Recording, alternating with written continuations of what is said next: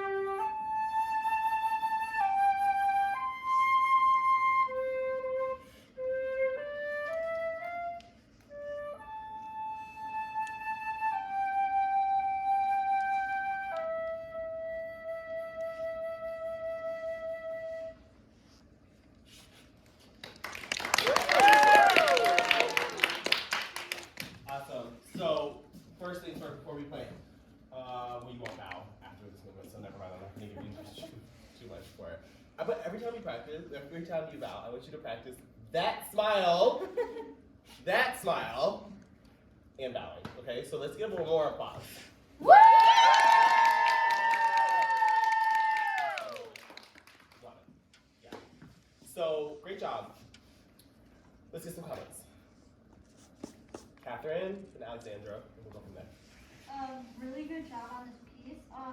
It feels very classical to me. It probably is, and I'm just not smart about it. But you gave such a classical feel to it. Like, down to your outfit, it just feels so coordinated and cohesive. And I don't mean that in like a, oh, you look old. Yeah. It looks so genuinely like you seem like you love this piece. Whether you do or not, that's a different thing. But at least you're good at putting on a show if you do. You're like, I don't know if I said it, sorry, but the tone colors, I did say that. But it's just really beautiful. It's a wonderful job. Thank you. Okay. Your tone is as clear as the ocean and mountains. Like, I missed for- your I just feel like I could bathe in your sound and never get sick of it. So I have so many wonderful things to say, but I recognize that you are a small human. I'm also a small human. That doesn't mean we can't take up space with our sound. And I think you're holding out on us, and I think you can paint every single corner of this room and Hosmer with your sound. So that is the kind of expansion I would love to hear from you. And your sound freed up when you took a step. That's cool. That's so awesome. I also have a comment about breath support because your breath support sounds really awesome, but towards the end of your sustains, I can hear the. Yeah. You know what I'm talking about? The muscles between your ribs are your intercostal muscles. That's like the yummy part of like the stack of ribs that you eat at Texas Roadhouse. Yeah. And those are the muscles we should be like contracting when we support our breath. But I like to think of it as like a toothpaste tube. This was a metaphor that Dr. Tanner used, and it literally has changed my life since. When you brush your teeth, how do you get the toothpaste out of the tube? Do you squeeze it from the middle, or do you shimmy the toothpaste up the tube? Oh, it's gonna start some fights. I go from the top and like squeeze down sometimes. Yeah, so you shimmy it up the tube, right? Yeah. Our I think about our like abdominal cavity like a tube of toothpaste, and then I need to shimmy the air up from the bottom instead of squeezing it from the middle, because that's what I did freshman year, and I had no breath support, and then I was like, am I stupid? Have I been squeezing the toothpaste from the middle of the tube the whole time? I have. Like in the morning when I would wake up and brush my teeth, I would squeeze it from the middle. And then I tried it in the morning, I was like, wow, this makes so much more sense. So just something to try, like feeling the support not only through like your feet and your like lower half of your body, but also just supporting from the bottom. I think as a whole will really help your breath support. You take less breaths, you last longer. Yeah, I feel like when I regularly breathe, I do it like through my stomach, but then when I'm playing, I could feel it right here after I play. We do weird things when we pick up this. Wonderful job, Sarah. I can't wait to hear you. Thank you. Anybody else? More things? Jocelyn. This is awesome. It's gonna sound really good with the orchestra too. Something that happens to me is that I play differently when I'm playing by myself versus when I play with accompaniment. It's just like somehow automatic more confidence to play. Yeah. And so I feel like this is gonna change when the orchestra is behind you. But the ends of phrases and like right before you take a breath, some of the notes are getting clipped off. You obviously know that. Yeah. But something that I think about when I do that a lot. Like I said, something I think about is breath support, but also not just the toothpaste metaphor, simile, whatever that is, but like thinking of having the air go straight through the stand instead of like into my flute. Like my flute is not the end, my stand is the end, if that makes sense. Yeah. Okay. Air read. Who had an air read lesson yesterday? 2 days ago. Lengthening the air read. Vanessa. So this was brought so much change to your playing. This idea of the sound. So clarinets have reeds. Oh, I think this was also me. Us too. as well. Yeah. We've talked about playing with a longer air reed. Yeah. That's what Jocelyn's getting at, right? Mm-hmm.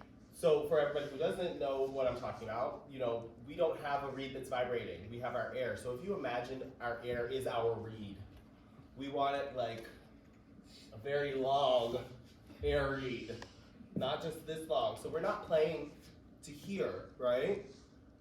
We're playing to there, right? To mom and dad in the audience, right? So really thinking about lifting kind of through, sometimes over the stand, depending on what you're doing.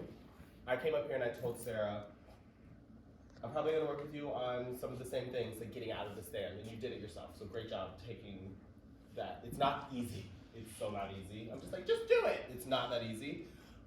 You have to have confidence in what you're doing here, but then also have to be comfortable playing in front of people, and then, gosh, somebody looks at you and makes eye contact, like, game over. That But happened it's a couple really, times during my recital, and I was just like, yeah, but it's really nice when you look out and you see, oh my gosh, everybody's actually paying attention. I'm like, oh, that person's in their phone again. Wait till I see them afterwards. But yeah, so great job thinking about all those things. I want to make sure that this comment we're getting about phrases, you can relate to breathing scales, right? Air usage. So making sure that maybe we're not using too much air when we don't need to, right? And then we can save just a little bit more for the ends of phrases. So let's do, also, we're gonna start here. the G sharp, because I would love to hear you vibrate through the quarters as well, okay? But when you play this, think about if you need as much air as you do, when you do, and the pacing of your phrase as well. Might not be perfect the first time, but we're gonna try.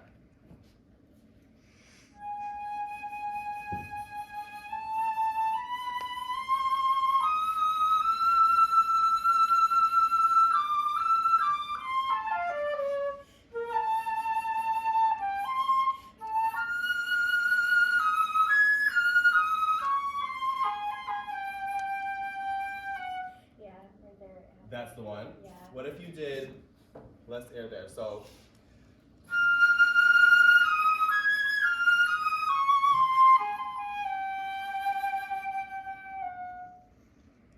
Not everything has to be like, you can do a little bit. Let's try just that second phrase here. Ta-da. Okay.